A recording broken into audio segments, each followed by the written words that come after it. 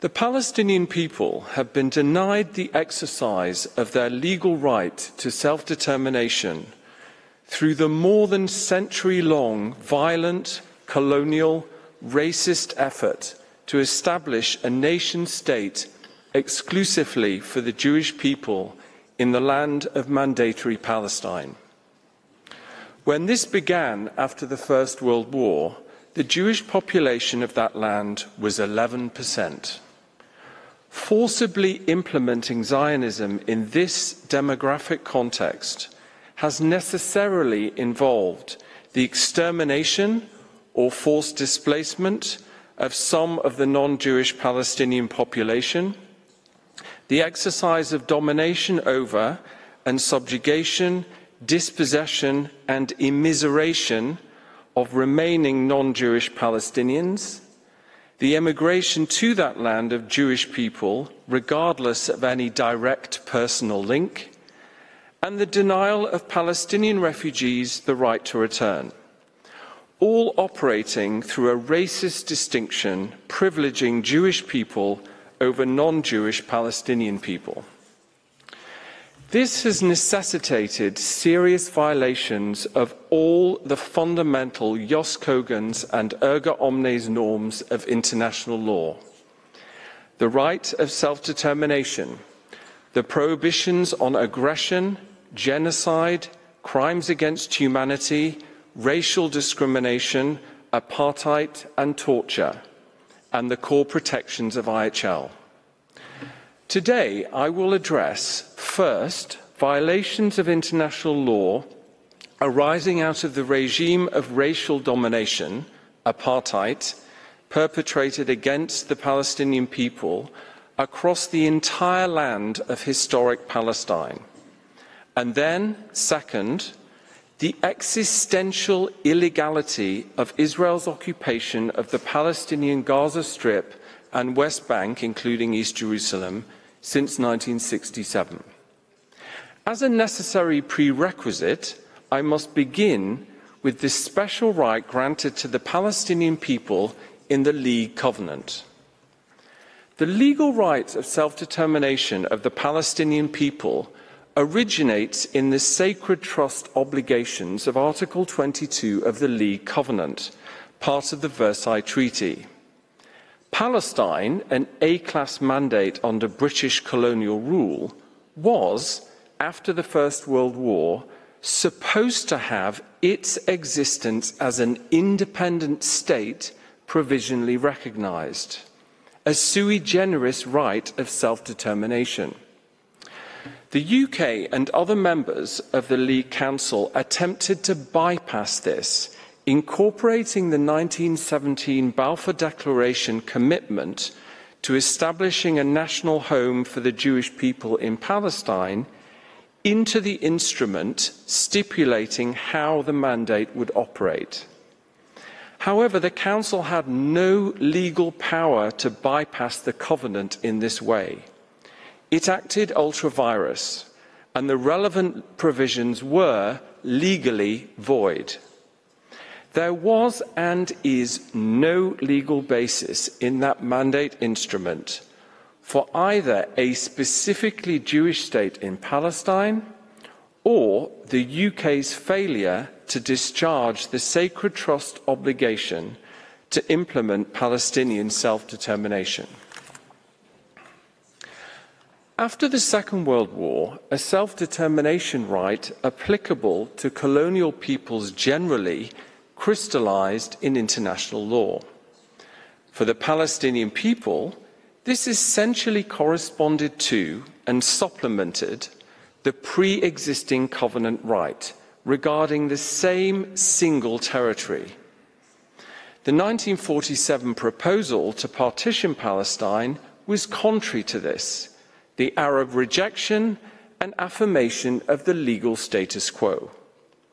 In 1948, then, Palestine was, legally, a single territory with a single population enjoying a right of self-determination on a unitary basis. Despite this, a state of Israel specifically for Jewish people was proclaimed in 1948 by those controlling 78%, more than three-quarters of Palestine, accompanied by the forced displacement of a significant number of the non-Jewish Palestinian population, the Nakba catastrophe. This illegal secession was an egregious violation of Palestinian self-determination. Israel's statehood was recognized, and Israel admitted as a UN member despite this illegality. Israel is not the legal continuation or successor of the mandate. This violation of Palestinian self-determination is ongoing and unresolved.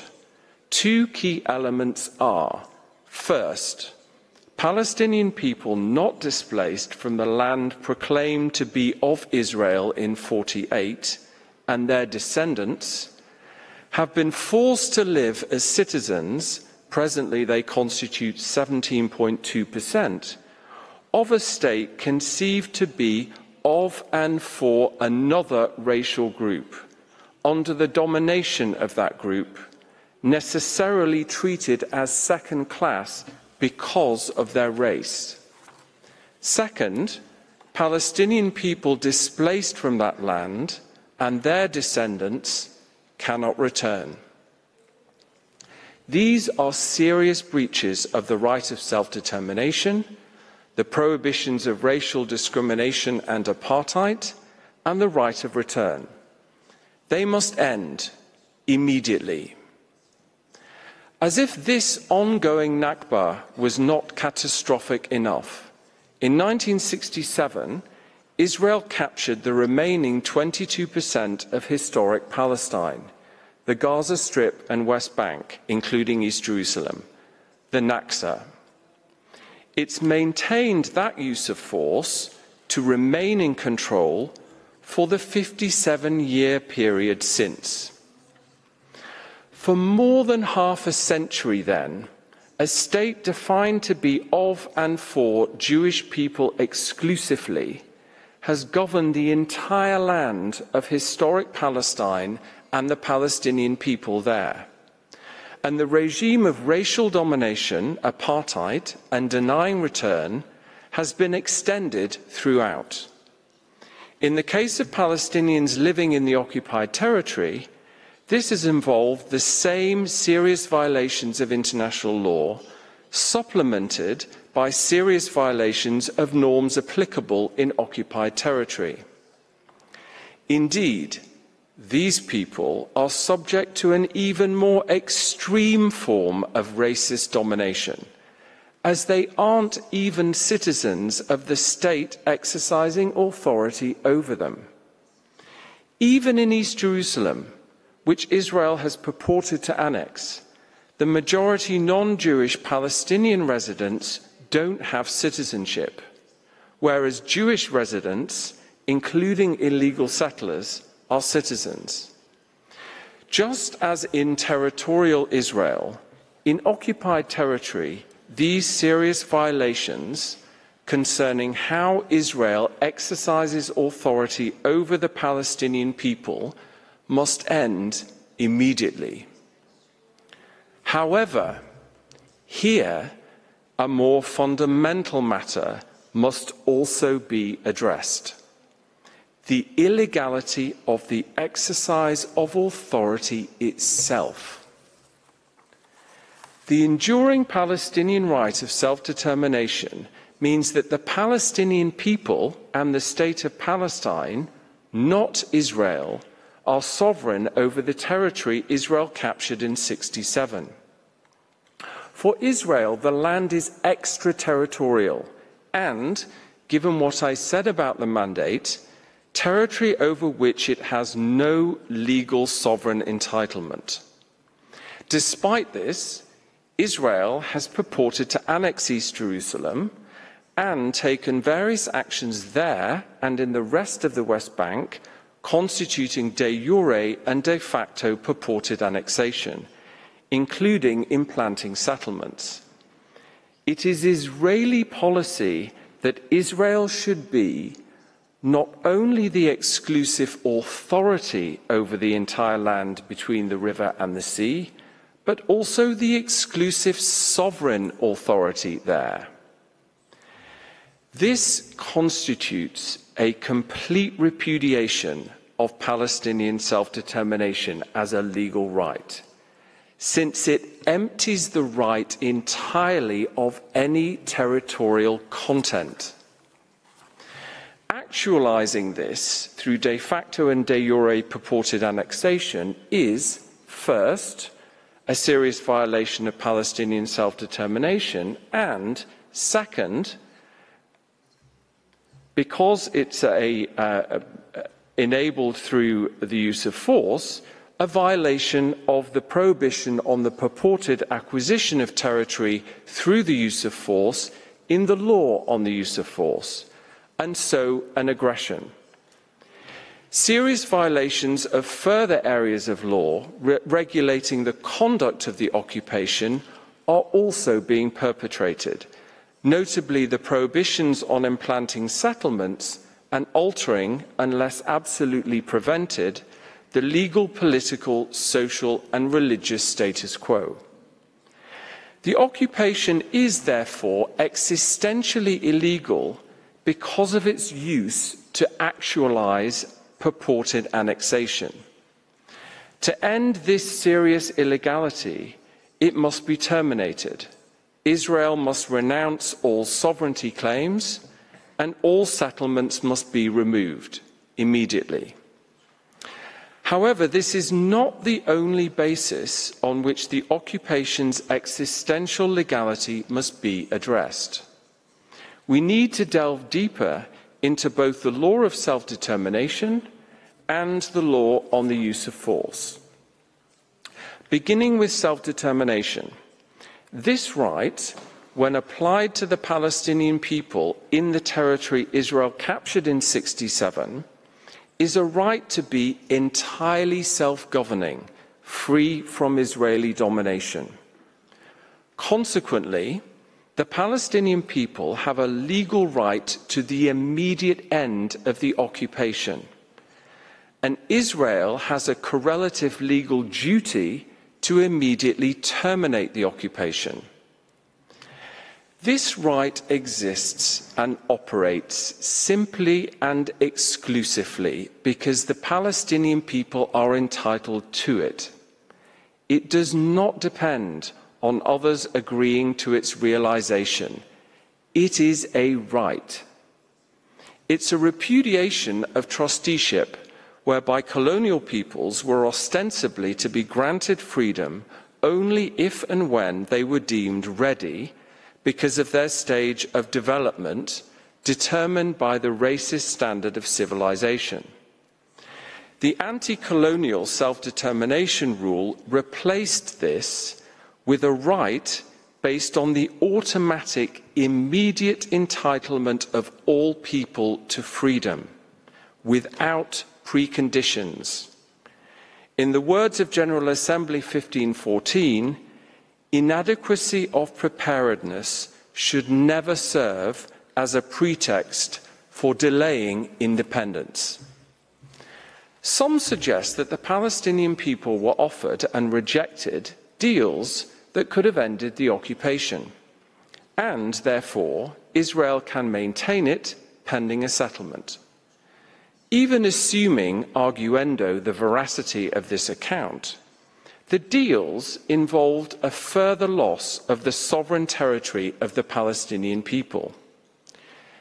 Israel cannot lawfully demand concessions on Palestinian rights as the price for ending its impediment to Palestinian freedom. This would mean Israel using force to coerce the Palestinian people to give up some of their peremptory legal rights, illegal in the law on the use of force, and necessarily voiding the relevant terms of any agreement reached. The Palestinian people are legally entitled to reject a further loss of land over which they have an exclusive legal peremptory right. Any such rejection makes no difference to Israel's immediate legal obligation to end the occupation. Turning to the law on the use of force, Israel's control over the Palestinian territory since 1967 as a military occupation is an ongoing use of force. As such, its existential legality is determined by the law on the use of force as a general matter beyond the specific issue of annexation. Israel captured the Gaza Strip and West Bank from Egypt and Jordan in the war it launched against them and Syria. It claimed to be acting in self-defense, anticipating a non-immediately imminent attack. The war was over after 6 days. Peace treaties between Israel and Egypt and Jordan were subsequently adopted. Despite this, Israel maintained control of the territory, continuing the use of force enabling its capture.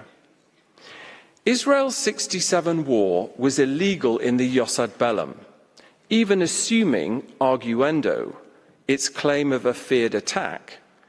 States can't lawfully use force in non-immediately imminent anticipatory self-defense. Alternatively, assuming, again arguendo, that the war was lawful, the justification ended after 6 days. However, the Jus ad bellum requirements continued to apply to the occupation as itself a continuing use of force. In 1967, with self-determination well established in international law, states could not lawfully use force to retain control over a self-determination unit captured in war unless the legal test justifying the initial use of force also justified, on the same basis, the use of force in retaining control. Moreover, this justification would need to continue not only in the immediate aftermath, but for more than half a century. Manifestly, this legal test has not been met. Israel's exercise of control over the Gaza Strip and West Bank through the use of force has been illegal in the Jus ad bellum since the capture of the territory, or at least very soon afterwards. The occupation is therefore again existentially illegal in the law on the use of force and aggression, this time as a general matter, beyond illegality specific to annexation. To terminate this serious violation, the occupation must likewise end immediately. What of Israel's current military action in Gaza? This is not a war that began in October 2023. It's a drastic scaling up of the force exercised there and in the West Bank on a continual basis since 1967. A justification for a new phase in an ongoing illegal use of force cannot be constructed solely out of the consequences of violent resistance to that illegal use of force. Otherwise, an illegal use of force would be rendered lawful because those subject to it violently resisted. Circular logic with a perverse outcome. More generally, Israel cannot lawfully use force to control the Palestinian territory for security purposes pending an agreement providing security guarantees. States can only lawfully use force outside their borders in extremely narrow circumstances. Beyond that, they must address security concerns non-forcibly. The USA, UK, and Zambia suggested here that there is a sui generis applicable legal framework, an Israeli-Palestinian lex specialis. This somehow supersedes the rules of international law determining whether the occupation is existentially lawful. Instead, we have a new rule justifying the occupation until there is a peace agreement meeting Israeli security needs. This is the law as these states would like it to be, not the law as it is. It has no basis in Resolution 242, Oslo, or any other resolutions or agreements. Actually, you are being invited to do away with the very operation of some of the fundamental peremptory rules of international law itself. As a result, the matters these rules conceive as rights vested in the Palestinian people would be realized only if agreement is reached and only on the basis of such agreement. At best, if there is an agreement, this means one that need not be compatible with Palestinian peremptory legal rights, determined only by the acute power imbalance in Israel's favor. At worst, if there is no agreement, this means that the indefinite continuation of Israeli rule over the Palestinian people in the OPT on the basis of racist supremacy and a claim to sovereignty would be lawful. This is an affront to the international rule of law, to the UN Charter imperative to settle disputes in conformity with international law, and to your judicial function as guardians of the international legal system. A final potential basis sometimes invoked to justify continuing the occupation should be addressed.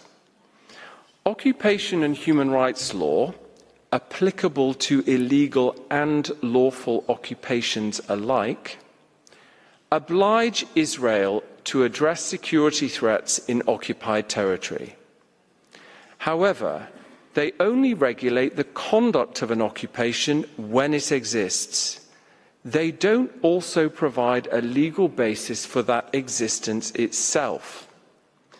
Existential legality is determined by the law of self-determination and the jus ad bellum only. There is no backdoor legal basis for Israel to maintain the occupation through the imperatives of occupation and human rights law. In sum, the occupation of the Palestinian Gaza Strip and West Bank, including East Jerusalem, is existentially illegal on two mutually reinforcing bases. First, the law on the use of force. Here, the occupation is illegal both as a use of force without valid justification and because it's enabling an illegal purported annexation. As such, it is an aggression. Second, the law of self-determination. Here, it's illegal again because of the association with illegal purported annexation, and also, more generally, because it is quite simply an exercise of authority over the Palestinian people that by its very nature violates their right to freedom. This multifaceted existential illegality involving serious violations of peremptory norms has two key consequences. First, the occupation must end. Israel must renounce its claim to sovereignty over the Palestinian territory. All settlers must be removed immediately. This is required to end the illegality, to discharge the positive obligation to enable immediate Palestinian self-administration, and because Israel lacks any legal entitlement to exercise authority. Second, in the absence of the occupation ending, necessarily everything Israel does in the Palestinian territory lacks a valid international legal basis and is, therefore, subject to the Namibia exception, invalid. Not only those things violating the law regulating the conduct of the occupation.